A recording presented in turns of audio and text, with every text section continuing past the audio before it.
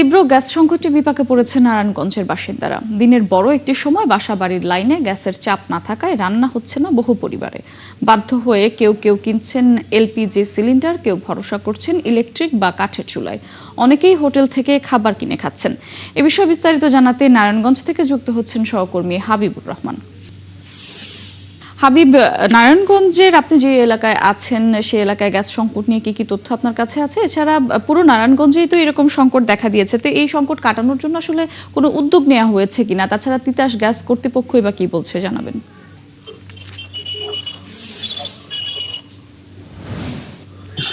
মোটামুটি সকালবেলা তিতাসের গ্যাসের কর্তৃপক্ষ সাথে আমরা একটু কথা বলেছিলাম। তারা বলছে যে এই সংকট থেকে বের হয়ে আসতে তাদের আর একটু সময় লাগবে, সহসা বের হয়ে যাচ্ছে না। আর যেটা বলছিলেন যে চিত্রটা নারায়ণগঞ্জের সর্বত্রই, বিশেষ করে শিল্প কারখানা থেকে শুরু করে এবং অন্যান্য যে বিষয়গুলো আছে, যেমন রেস্টুরেন্টের খাবার বেড়েছে এবং ইলেকট্রিক চুলার দাম বৃদ্ধি পেয়েছে, বিক্রিও বৃদ্ধি পেয়েছে, সিলিন্ডারের বিক্রি বৃদ্ধি পেয়েছে। আমরা একটা রেস্টুরেন্টের ম্যানেজারের সাথে কথা বলবো, আসলে তাদের বেচা বিক্রি কেমন বেড়েছে।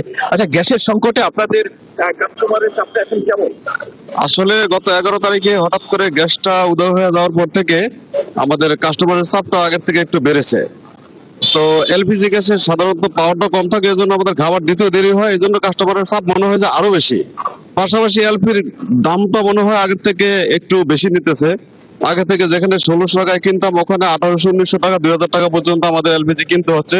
যে যেভাবে পারতেছে সে সেভাবে দাম নিতেছে। আর কাস্টমারের চাপ বাড়বে তো, কারণ কাস্টমারও তো খাইতে হবে।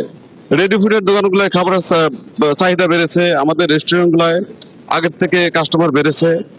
কারণ হইলো সবার তো খেতে হয়, বাসায় যেহেতু চুলা জ্বলে না, তাহলে খেতে তো হবে, লোকজনের বাঁচতে তো হবে। সেজন্য রেস্টুরেন্ট গুলায়, সমস্ত রেস্টুরেন্ট গুলায় এবং সমস্ত বেকারি গুলায়, রেডি ফুডের যে দোকানগুলো আছে, এগুলায় খাবারের চাহিদা বেড়েছে।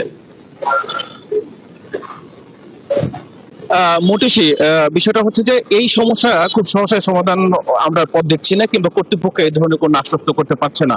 অপেক্ষা করার পালায় কবে সেটা হয়। মোটেশি ছিল নারায়ণগঞ্জ থেকে আমার কাছে।